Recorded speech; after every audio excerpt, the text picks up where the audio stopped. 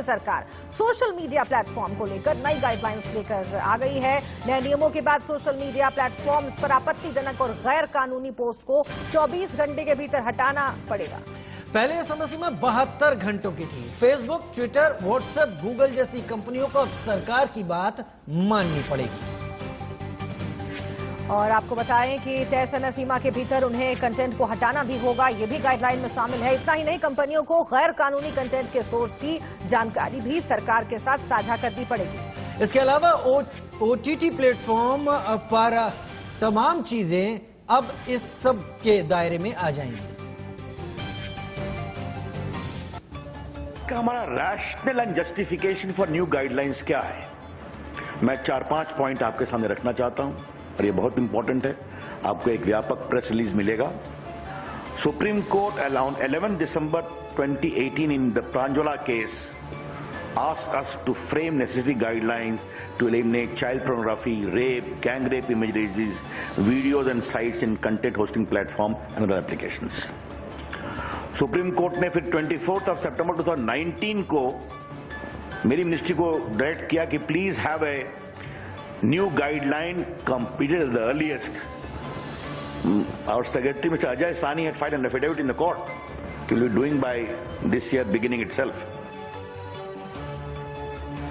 से बताया OTT platforms 40 entities known है, उनके साथ 3 बार कंसल्टेशन दिल्ली, चेन्नई, मुंबई में हुआ। तो जैसे रवि जी ने कहा, उनका तो गाइडलाइंस वेबसाइट पर रखे ही थे ओपन, और उस पे 177 कमेंट्स भी आए और कोई काउंटर कमेंट भी आए। ज्यादा जानकारी के लिए हमारे साथ सुमित दुबे हमारे साथ इस वक्त जुड़ रहे हैं। सुमित, ज्यादा वक्त नहीं हुआ, 2 ऐसी वेब सीरीज थी जिनको लेकर पूरे देश में बड़ा हो हल्ला हुआ, बड़ा विवाद हुआ, तमाम प्रदर्शन हुए। उनको देखते हुए ये गाइडलाइंस कितना बड़ा परिवर्तन कर देगी ओवर द टॉप प्लेटफॉर्म पर?